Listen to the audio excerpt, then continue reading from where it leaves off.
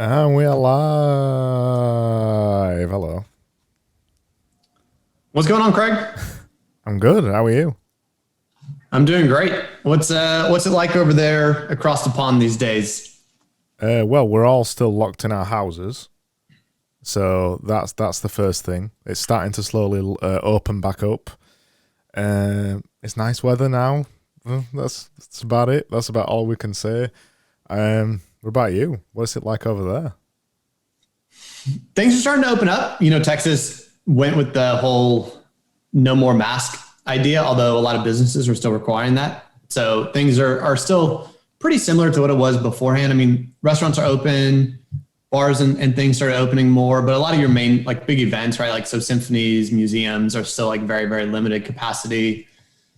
Travel's getting a little bit better. I took my first trip like a week and a half ago up to New York. So that was cool to get on a plane and like actually met up with Twitter friends, like real life Twitter friends, Andrew Barry, Andrew Yu, Jamie Russo, and Alejandro Navia. We all met and it was just like the wildest experience because it's the first time, but we interacted like we've just been like longtime friends. And that's because we have been from Twitter, but it was weird to see how easy that transition from like the online world into real life actually was. Oh, I can't wait for that. As soon as the borders open, I'm going to be in America or somewhere hitting up some Twitter friends. It's going to be lovely. It's going to be like, there's going to be so much energy. It's going to be wild when that actually happens and all these new connections start meeting each other in person. It's going to be wild. I know. So what's new with you? Because performative speaking got acquired. What's changed? How's that going? Yeah, I mean, that was a wild experience, right? Like I think last time we talked, it was still when it was just my thing, right? Performative speaking was just performative speaking. And now it's part of On Deck, got acquired, and I'm working inside of, that incredible organization and seeing all the cool things they're doing. And it's been wild. It's been a ton of fun getting to work with so many ambitious individuals, founders, VCs, people giving keynote addresses. Like, in fact, I'm working with somebody who's about to give a keynote address for an event put on by like the UK government. And they actually replaced Prince Harry because, Prince Harry kind of did some things that did not sit well with the UK government. But it's been a wild experience. In all honesty, it feels like things happen incredibly fast. Like I've been looking back on this whole thing recently and I didn't really get serious on Twitter or performative speaking until like June of last year. So like we're only 9-10 months into this journey and it feels like I've crammed like 3 years into it or 5 years into it. So it's just been really cool to look back and see how far it's gone. It's insane. Oh, hold on. Somebody said they can't hear you. Just give me a second. So sing or something. Can you sing? Right, just now try singing. I still will not sing, but hopefully somebody can hear me now. Yeah, it's coming through now. Sorry, my bad. I was messed up. Yeah. So is it a different experience now you're working inside On Deck then? I imagine big established companies, it's a lot different, right? I mean, it's definitely different than doing it on your own. The one thing that's still very similar is the way that On Deck has their program directors kind of operate. You're basically running your program anyways. Now you're just inside of On Deck and have some operational support around like growth and marketing and candidates and that process. And like they actually have no code infrastructure built in, which is incredible because I did not have any of that.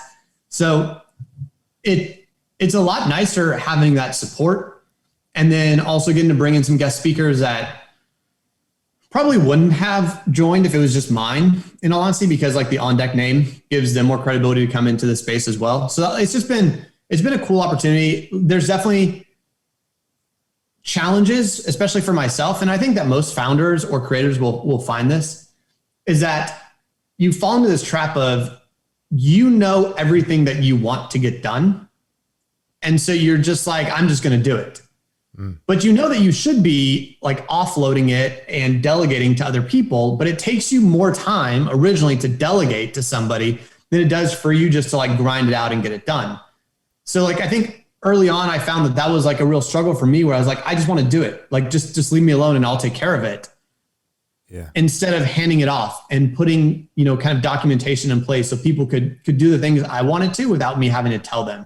And so that was definitely a learning process. And I think a lot of creators, a lot of founders will go through that as they build and start bringing on teams and realize like, hey, I've got to start handing stuff off. It's a challenge because as the founder, as a creator, you're used to doing it all. And like, you're fine with that. You understand that process. But if you really want to scale, you've got to step back and start handing that stuff off. Yeah, I completely agree with you. That's still quite hard for me, to be honest, because you've got to teach people things, and you think it's slower, but in the long run, it's more efficient and all that kind of thing. I'm at that comfortable level with the agency that it isn't like that. There's only 5 of us, but yeah, I can imagine. Now you're in a bigger company and things need to scale. It's a lot different, but in terms of focusing on your craft, though, so focusing on speaking and things, that probably means you're spending more time doing that kind of thing, right? You know, I was talking about this the other day with Andrew Barry, who's a friend and advised me on the first one. I said, the nice thing once you go through the first one and you get this feedback of like, hey, this ran really well, you knew what you were talking about, it almost gives you this permission to really like dive in and say, cool, like I'm going to totally own this and go really deep into my craft. Because I think when you're first starting out, you're still like a little bit nervous and you're kind of putting your toe in the water and making sure it's safe. And once you get that validation of like, hey, you know what you're talking about, then you go really deep. So yeah, what have I been doing the last few months? I mean, obviously like building this out and trying to scale it to a larger degree. But in terms of the speaking, like just focusing on going super deep, right? Like we think of like that kind of T shape where you can go very wide on things or you can go really deep. And I've said really what I've been going really deep on is speaking and like learning and really analyzing a lot of old speeches and doing deep dives into it and figuring out like what exactly is it that works so well? What stands out? Why do we remember certain speeches? Why don't we remember certain speeches? And just diving into these dynamics and also working with founders, especially around fundraising, and really diving into that psychology that we need as well to create action in the people we're speaking to. And so like I've had to focus so much more on that craft and also deliver more frameworks and really start thinking about like pulling all the things that I know inside of me that I do instinctively and say, why do I do those things instinctively? And how can I explain them to somebody who does not have that same background as me? Because I don't want people to have to spend 10 years going to law school and being a trial lawyer in order to get to the place I'm at. I want to speed that up. Like that's my role. And so I'm doing in a lot of ways, kind of what like Dumbledore did when he takes the thoughts out of his head and puts them into the pensieve. And then I'm trying to look at them like, why do I do these things? And then start pulling that out and saying, here's why, this, and this reason. And here's the framework that you can use to achieve this in a, maybe not 100% the way of how I do it, but 85, 90%. And it's going to take you 1/10 of the time. Yeah, that's perfect. Cause that's like exactly the kind of thing I want to talk about. These kind of rules basically on voice and speaking. And I've called this episode "How to Brand Your Voice." The plan is that it doesn't run too long, but we'll if we probably get into this, we'll probably end up talking for ages. I DM'd you earlier about this idea of branded communication, and I've been thinking about it a lot recently because I'm messing about with cameras and podcasts and things like that, and I've really been trying to expand the way that I communicate online. So writing tweets, writing blog posts. I just did the Atomic Essays thing, making podcasts, and now today I've just put loads of little videos out on Twitter. And I DM'd you about this idea of branded communication, and you said you'd wrote a tweet about it. So I wanted to really explore that idea of branding your voice, specifically because Clubhouse came around. Now we've got Twitter Spaces, and I think your voice is becoming another part of your brand for everybody. Do you agree? 100%. Like there are people you listen to, and as soon as you hear that beginning of their voice, you know exactly who's speaking, right? Yeah. And I mean, you actually have an advantage in that in a lot of ways, Craig, because like you have this like really rich tone and accent that stands out. Yeah. When I hear your voice, even if it's on Clubhouse or something else, like I immediately know it's you. And that is a strength. Now, not everyone obviously has really rich tone or an accent, but there are ways to start thinking about that. And I think I told you, I wrote a tweet just the other day, maybe like 2-3 days ago. And I said, having a distinctive speaking style will take you far. Mm-hmm. And I've really been thinking about that a lot as well as I'm diving more and more into this world, because I think you're right. It's going to be more important than ever. So what makes a distinctive speaking style? Because obviously, like you said, we can control our accent to a point, but it's based on location, isn't it? If you want to stay authentic to who you are. So how can you control the other things to develop a style as such? There's a lot of really interesting examples in this, right? So if we think about it, Barack Obama, very distinct style. And one of my favorite clips to actually like show that you can create a style of speaking. And this is really what kind of triggered me thinking about this thought, was there's this Trevor Noah bit where he is doing the first time young Obama met Nelson Mandela. And he's doing this interaction between the two of them. And he's talking as Nelson Mandela, trying to get Barack Obama to start speaking with a more presidential voice if he wants to be the first Black president in the United States. And he's going through this process because at first it's like super fast and high pitched. He's like, slow down, slow down. And so like he works with him slowing down. Then he's like, you need to speak deeper. And so like he gets deeper. And then he's like, you need this like rasp, like in your throat. Yeah. And he's just like doing and it's like it's hilarious, but it's also totally right. And then like you see the transition as Trevor Noah is doing this, and by the end you get like the distinctive tone of Obama, like yes we can, and like they just keep doing this, and you're like, that is literally Obama. And like Trevor Noah just did this entire bit showing how you can make that transition. Why do I bring that up though? Because like there are people who have distinctive voices. Obama, Oprah. If we think about like historical speakers, Churchill, JFK, MLK, all of these people have had very, very distinctive styles in the way that you speak. Like you listen and you immediately know that's JFK speaking. You immediately know that's Winston Churchill, Martin Luther King. Like there's no doubt about it. So how do you do it? Right? So some of it's going to be your word choice. You're going to use certain things that are always kind of yours, right? And that's one way to signal. But the other, like the more effective way is actually the way that you play with like cadence and volume and building rhythm and your pacing. Like these are the things that actually stand out. So if we think about it, right, if you listen to like Gary Vee or Tony Robbins, like you always recognize them. They have a very distinctive style in the way that they approach their speaking environment. Same is going to be true. Like I said, for Oprah has a very distinctive style. Brene Brown, very distinctive style. Like I can listen to them and immediately, if I'm like completely blind, I could still pick up their voices because they have a distinctive way that they approach things. I've been told myself that I have a very distinctive way that I speak. I take lots of pauses. I tend to be very slow. I tend to be very deliberate. I play a lot with dynamics where I'm going up and down, slow to fast, fast to slow, big pauses, ranging in emotion. Like you can see me building rhythm when I'm doing it. And the reason I'm thinking about all that so intentionally when I'm doing it is I want people every time they hear me speak, know that's Robbie Crabtree who's speaking.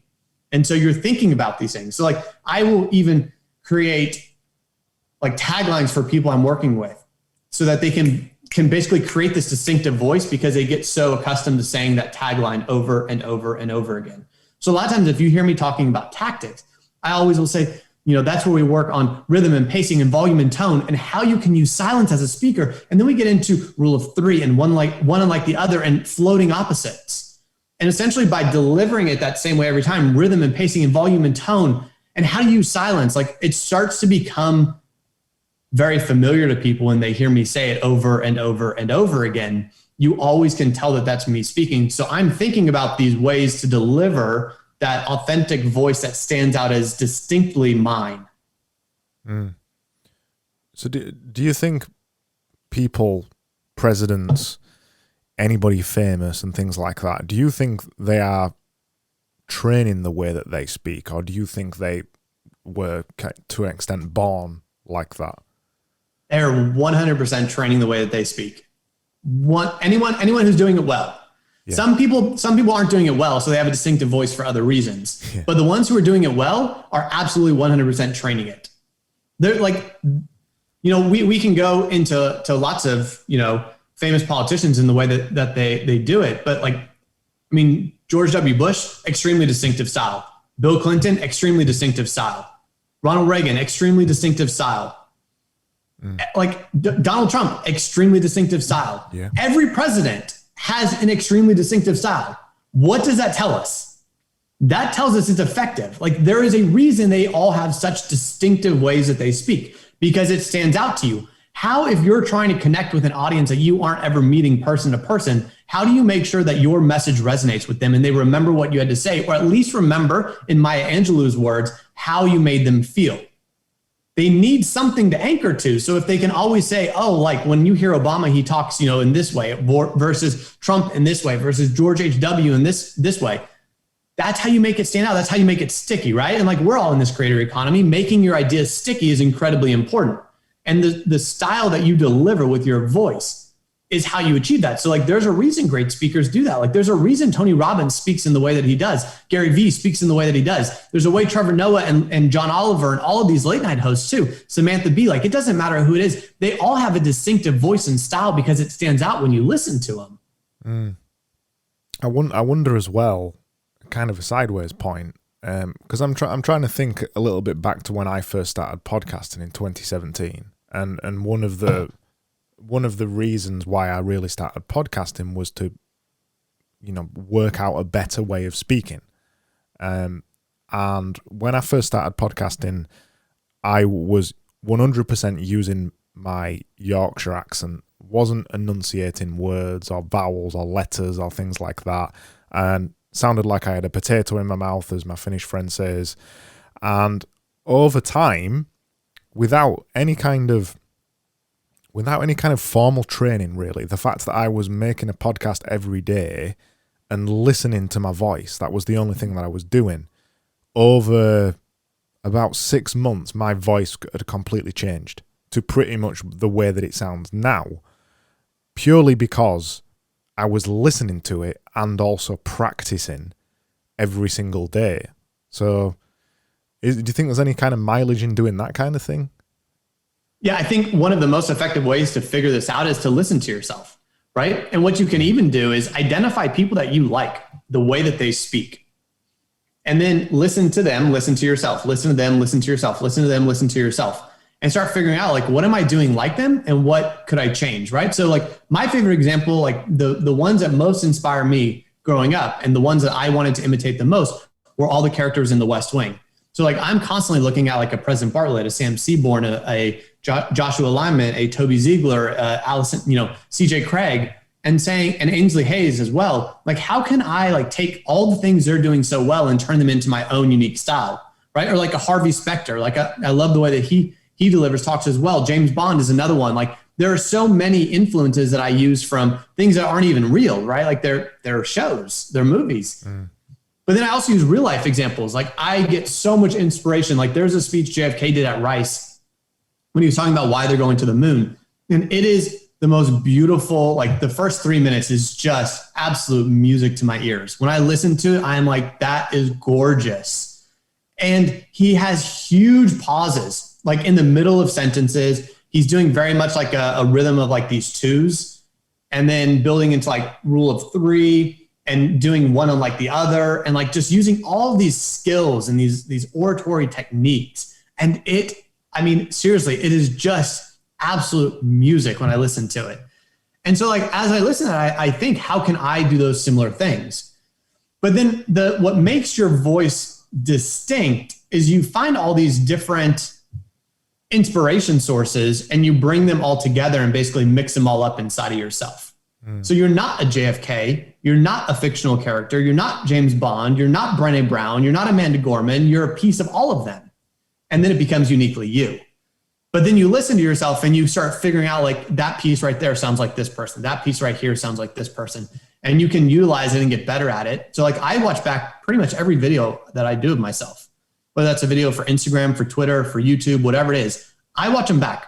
I want to hear exactly how I sounded because sometimes the way I sound in my head when I'm delivering it is not the way it comes across when I actually listen to it back. And so I actually think a lot of times I'm speaking a lot faster than I am.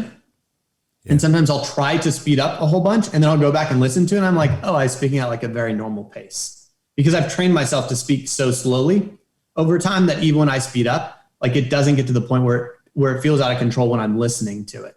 But in my head, it feels like I am. So it's extremely valuable to go and watch that and start kind of learning in a way through like osmosis by watching other people as well. Yeah, and getting over yourself is really hard as well, isn't it? To actually do the thing you just said. Actually, if you do record a podcast, listen to yourself, or if you do make a video, watch yourself doing it. I'm wondering how much of this is kind of linked to confidence, because you practice regularly, you build confidence in the skill that you're doing, even if you're not sure how you're doing it, but you've then got the confidence to watch and listen to yourself. And then you've then got the confidence to try pauses, or you've then got the confidence to try like a weird technique that you've seen on a YouTube video or something. How much is it linked to confidence, do you think? Quickly, it's interesting because when you first start listening to yourself, you're going to hate the sound of your voice. Yeah. And then you're essentially going to get to a point that you've listened to your voice enough and you're going to start loving hearing it. And it's like this really weird like switch that flips in a lot of people, where all of a sudden it went from like this, ooh, I don't like how I sound, to like they get past that. And then it is just like pure ambrosia to their ears, where they're like, that's me. Like I'm liking how I sound right there. It's a really interesting transition that happens in most people when they put in enough reps and really just kind of overcome that first mental barrier of like, oh, I don't like hearing myself. But in terms of confidence, like honestly, being a great speaker is like, I really do think like confidence is your number one indicator of success as a speaker. Because if you're confident when you go out on a stage, like a confident speaker is going to appear competent and credible to an audience. Yes. But if you appear competent and credible to an audience, like you are way far ahead of the person who comes out and does not appear confident. And so the interesting thing about confidence too is like, it's one of those things, so many people make this mistake of forgetting nobody knows how you feel on the inside. Like nobody can see through you. Nobody can tell you're nervous. Nobody can tell that you don't know what you're talking about, but they can if you tell them. Like if you get up there and you say, I'm so nervous, or I'm sorry, y'all, I've never done this before. Like, what do you think those people are going to think when they're listening to you now? But if you just get up there and you just own it, even if you feel like a mess inside, they're going to have no idea. Like you can legitimately fake it till you make it, or act like you've been there 1,000 times. And that was one of those things I learned early as a trial lawyer, because I'm going to tell you right now, I was never like comfortable with the situation I was thrown into, because they were always moving me up and up and up. And each case was bigger and bigger and bigger. And you like constantly feel this sense of like, I don't belong here. But if you put that face on that says, I don't belong here, you know what everyone else is going to realize? You don't belong there. So then you're going to fail. And that ability to appear confident, and it's really just understanding that you have to become comfortable being uncomfortable. That's really what confidence comes down to, is just embracing you're going to be uncomfortable and like, I'm okay with that. And it's kind of that difference between pain or suffering, right? Like there may be some pain when you're in that situation, but suffering is when like you just let that discomfort destroy you, and it tortures you because you're so worried about the ramifications of failure. So it does take a level of confidence and just a level of belief in yourself. And I actually call it, you really need extreme confidence. And it almost borders on the delusional if you want to be successful. Like, and it can't be cocky, because cocky is where like you don't have a rational basis to back up your confidence. Like that would be like, somebody just out of law school being like, I should be able to try a death penalty case. I'd be like, that's cockiness. But like, if you've been there and worked up to that point, when you go into that case, if you're in Texas, for instance, you would have to have extreme confidence that you're the right person to get the job done. Otherwise you're going to fail. And so it's just an interesting idea. And it takes people so far once they start embracing that. Yeah, I think what I found specifically when I get up on a stage, although bloody hell, that were a long time ago now, getting up on a stage or going in front of a mic or a camera, once you've done it so many times, it's just natural. It's just getting in front of a camera, it's just natural, or being behind a mic, it's just natural. And I think right back to the kind of very first serious speech that I ever had to give, and it was the end of my design education, and it was a 25-minute talk that I had to give, and I said I was never going to do it again. I hated it, and I was dreading it for weeks. Absolutely hated it. And I got up there, did a reasonably competent 25-minute presentation, got off the stage, quote unquote, and never wanted to do it again. But I remember how I felt during that. I felt out of control. I felt like it wasn't me who was doing the presentation. I felt like I had this plan of the things I was going to talk about, and I was kind of like grabbing on behind myself, like grabbing onto my own ankles, desperately trying to follow what I was doing, because my heart and my mind was racing away. And I think that's where the reps and the confidence really comes in, when you can actually just stand there and go, okay, and then be in yourself again. And that only comes from the comfort, doesn't it, of being in that situation. You basically described like the worst case version of when you have an out of body experience. And it's interesting because as you get better at speaking and more comfortable, you will actually find that if you reach a certain level, you will have very positive out of body experiences when you speak. And so I've had them multiple times where like, I feel like I'm outside of myself watching every piece move in slow motion. And like, I'm just moving pieces on the board in total control. Like it feels very much like being a conductor of a symphony where I'm like, I'm seeing the entire board play out in front of me. And so it's a very heightened state, like in order to get there, and you've got to be extremely comfortable with your craft and with the level of confidence that you have when you're delivering a speech. But it's interesting because you really can go from like that worst feeling like that you described, where you're like, you're holding on for dear life. Just like, please don't leave me behind. Like this is about to crash and go crazy. And you can actually work and go to the other extent, right? And it's a little bit kind of like that classic bell curve where like you start out like kind of here, then you like build up all these reps, and then you finally take this like dive to the other end. And you get to this place where like when you need to get in that moment, you can, and you can elevate yourself to such a place that you feel in total control. And I love this idea because I say it a lot. People will push back that there's no such thing as perfection. And I disagree with that idea, because there are perfect moments when you're delivering a talk. There are perfect moments when you see the audience that you're talking to and you know you've got them. Like, you know, they're with you in that moment because you're so in control and you're like outside of yourself watching it happen that you can see them when they finally turn and they're with you. Like, they are never going to abandon you at that point. That is that perfect moment when like everything came together and they are now completely bought in with what you're saying. And so I think when you get to that level, it becomes a lot of fun. Like, I love talking. I love getting up and giving speeches and doing this sort of thing because it's always an opportunity to see, can I get to that place? Can I create that perfection? Yeah, I agree. And I think there's something in that thing that you said about making that connection with an audience as well. And it's why I try and do different kinds of content, because specifically on Twitter, because if somebody's just reading the things that I say all the time, you don't really understand the person, do you? You don't make a deeper connection with that person. But then the thing I was trying to do today, I was doing video replies to a couple of people. Every now and again when I had a spare 5 or 10 minutes in the middle of my work, and I found an interesting question or reply, I did a video reply. And the connection you kind of make with someone, even just the fact that I'm going, "Hi, Robbie, that's a really interesting point. Here's what I think about it." Even just me just saying that, it's just such a more deeper connection with somebody than just words.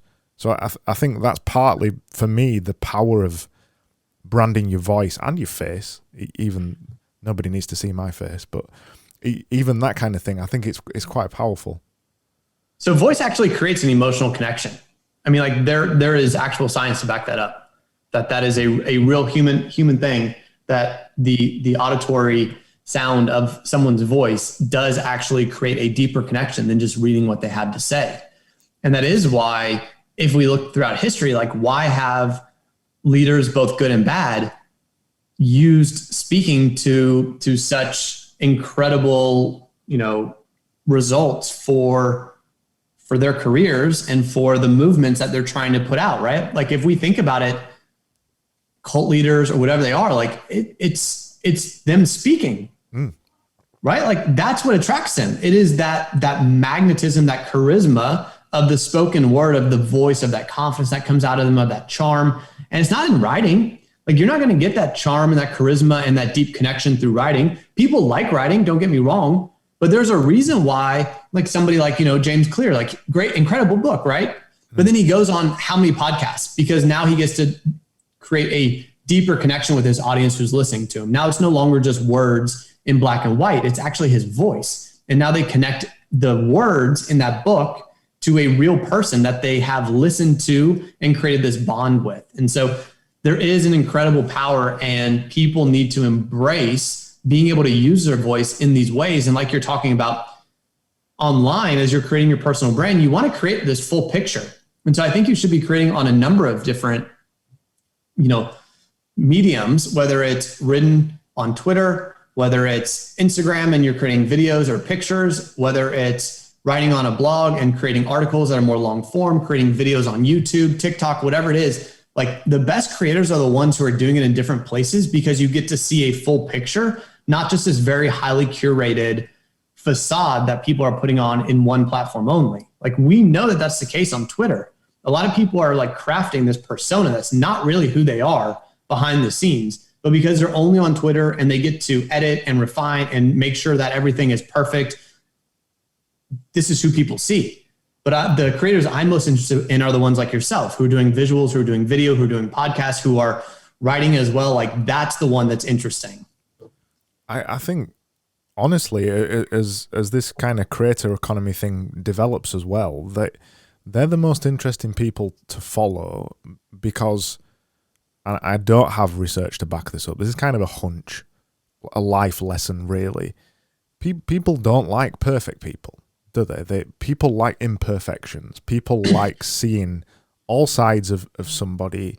And when you write a perfect tweet, it's just like a nice piece of prose. There's no personality to it, really.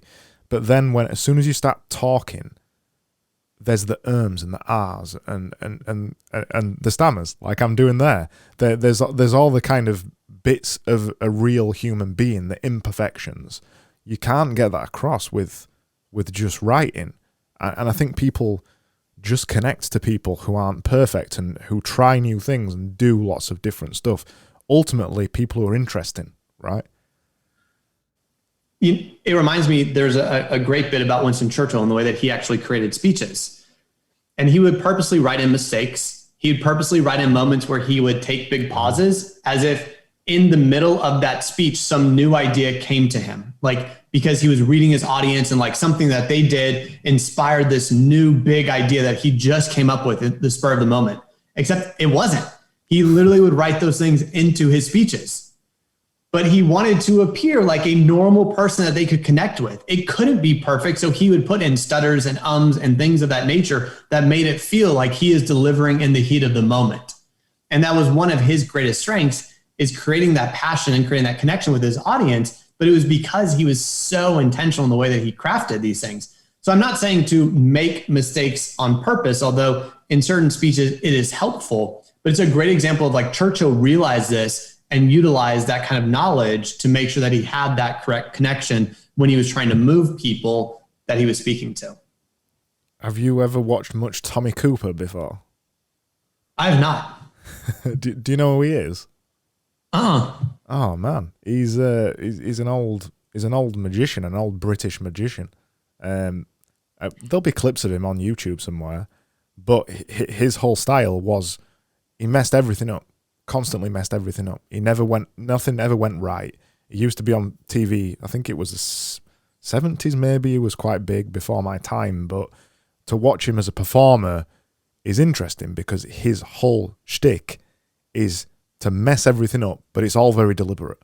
But it all looks like it's accidental. But if you went to one of his shows, the same show is repeated over and over. The same mistakes is in the same place every single time. But he delivers it in a way where it looks accidental every single time.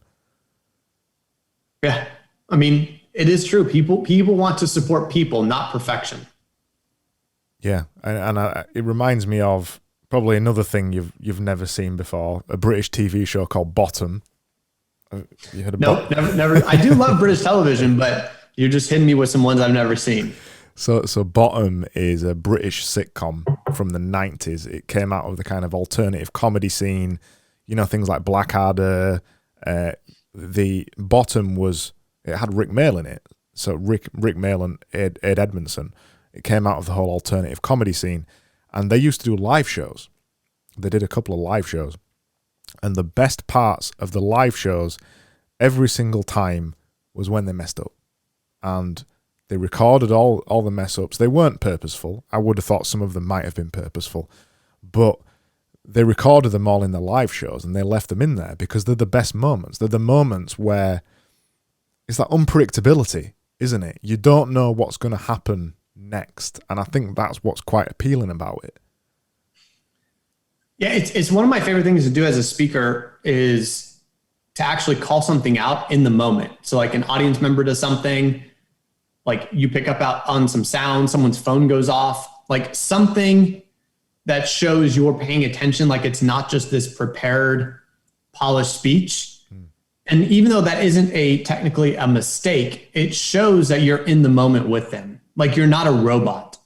There's this scene in Parks and Rec when Ben White is helping a U.S. congressman get reelected. And when he meets a congressman, he's super personable, charming, all these sort of things. And then he goes and he sits into this empty office and just like stares at the wall for like the next hours because he's basically a robot. And like another person comes, he's like, isn't he the perfect candidate? And Bennett is kind of like befuddled by this because like, no, that's not the perfect candidate. Like this dude is a robot. Like he's just putting on a show. And so it's interesting to me because I think about that when you're in the moment speaking, you want to do call outs to your audience that you're paying attention. Like one of my favorite things on Zooms that I do, and it's always one of these tricks that leaves people being like, whoa. And I get asked about it a lot. Like, how do you do it? And I don't think it's that challenging, but I have two screens and I have the chat open on my screen to my right. And I can quickly glance out of the side of my eye to see what's going on. And if I see something that catches my interest, I can quickly step out of what I'm talking about, answer a question that somebody just posed, and step right back into the speech or the talk that I'm delivering. And what it's doing is it's demonstrating like, yes, I have prepared stuff, but I'm able to step out of it and be in the moment and answer what's going on. So again, it allows me to be a real person in that moment and build a real connection with people while also delivering value. It's just a simple way. It's not, again, a mistake, but it is showing like I'm not just memorizing some sort of script and delivering it perfectly every single time. Like I'm willing to break that chain that I'm in right there, step out, answer this, and then come back. So if somebody's wanting to use all these kind of things we've been talking about and they're wanting to start getting into Clubhouse or Twitter Spaces or things like that, what do you think's the best thing for somebody to start with? So, I mean, there's different ways to get started. There's different levels. And I think there's pros and cons to all of them, right? So you have just get started, right? Just start like throwing yourself into Clubhouse and Twitter Spaces and talking and start a podcast and just like have conversations. Like the pro of that is it's very low friction. Like you're just turning it on and starting. The con is like you may pick up a bunch of bad habits. You don't really know what you're doing. It could hurt you long term because you may be like, I didn't do well and I don't want to continue on. You can also do more deliberate practice, right? Like actually going and watching YouTube videos, picking up techniques. You can watch podcasts or listen to podcasts with speakers. I mean, obviously I do a bunch of them. You can read tweets and blog articles and all that sort of stuff on how to be a better speaker. You can read books, Storyworthy by Matthew Dix. I mean, like great book, like totally big fan of like what he's doing and a lot of the other books that I've read in the space. But then you've got to figure out how do you actually implement that and practice it yourself. So like you can spend a lot of time doing that. So the pro is it's not high cost. The con is it can take you a lot of time and you are trying to figure it out on your own, which can lead you lost. There's obviously like low cost items where you can practice with like apps like Orai is one, Poise is another that you can use to get feedback from AI services. And that can certainly help you as well. They're pretty cheap for a subscription base. You can do the same with Otter or Descript or different things like that, where you're just recording yourself and seeing, get on YouTube, practice and do that. Obviously you can find communities to get involved with. And then kind of your last bigger piece is coaching or some sort of courses. I mean, the pros and cons to that are the cons are it costs money. And generally depending on the quality of the program and the quality of the teacher, it's going to cost like more and more money. The pro is you're getting valuable information, like you're being taught exactly how to implement it in a way that removes a lot of the time and guesswork in that process. So like there's a lot of ways, and it just depends on where somebody is at. Like what's more valuable to them at this point, time or money?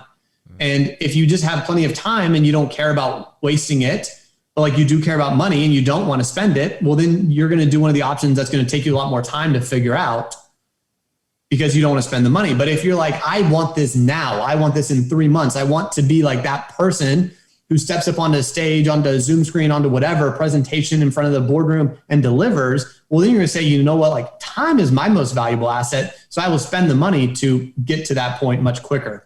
And those are the things you really have to weigh out to figure out what is the right option for you, because there's a lot of them out there and it's just figuring out which one makes the most sense for you.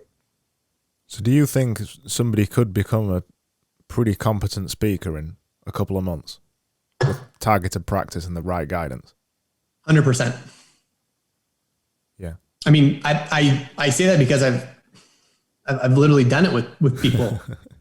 I mean, that is part of my job, right? Like I teach persuasive speaking at SMU Law School for the last 3 years. I coach the national mock trial team. Like I take law students who don't have any background in this stuff, and in 2 months have them competing at a national level where judges who are current presiding judges on real courts in the United States will reach out to them and be like, you are better than 90% of the attorneys who walk into my courtroom on a daily basis. And so do I think that's possible? Yeah. Have I seen it in performance speaking as well? And clients I work with and coach with and consult for founders who are fundraising? Again, 100%. Can it be done in 1 to 3 months? Yes, it can. It takes time, it takes effort. And most of all, like it does take an investment, because it's not cheap to get that level of transformation in that short of a period of time. But you can do it, like 100%. Like, again, I've seen at this point, like hundreds of people go through my program, like working with me at SMU or working in performance speaking and all in my coaching side. And like, it works. It's not easy, but it works, and you just got to put in time and put in the investment. I mean, obviously I'm going to say the only way to do it is to do it every day, because that's the thing I always, I always say.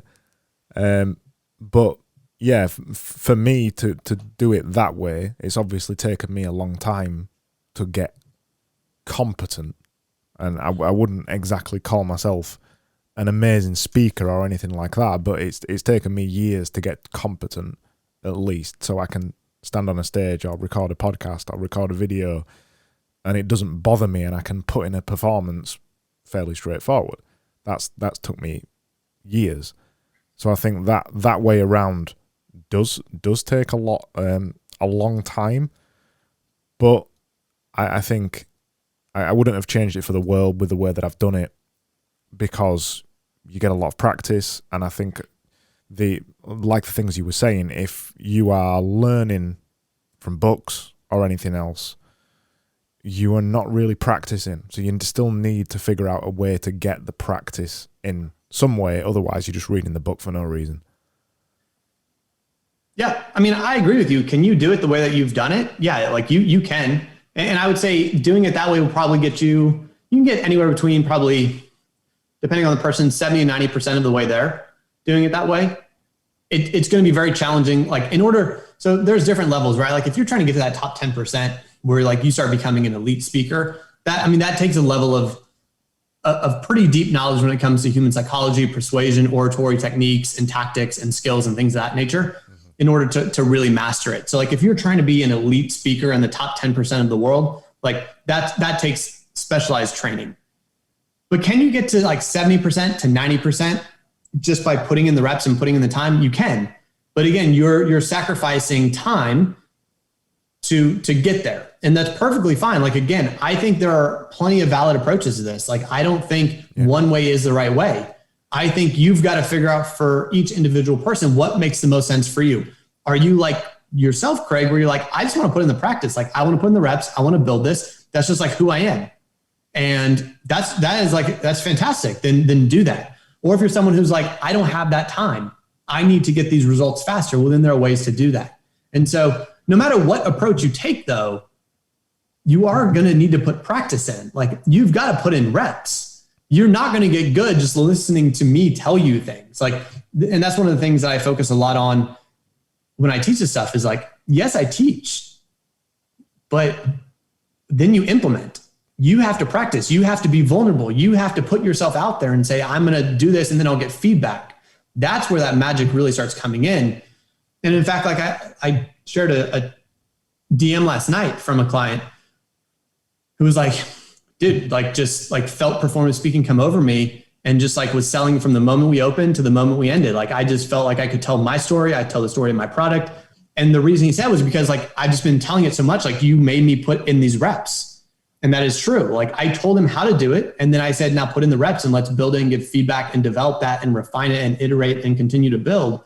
And that ultimately is what leads to success. So like, it really is kind of a two-way street. You've got to have the right person helping you if you're going to go that route, but then you have to do the work yourself because it doesn't just come from me telling you the way to do it. You actually have to practice, develop, and find, to go back to what we started talking about, your voice, your distinctive voice. Like what is going to make you you? Because I can teach you how to be Robbie Crabtree, but like you don't want to sound like Robbie Crabtree because there's already one of me. Like I'm owning that distinctive voice. So like if you come and try to be just like me, it's not going to work. So you've got to put in that time and develop your own style.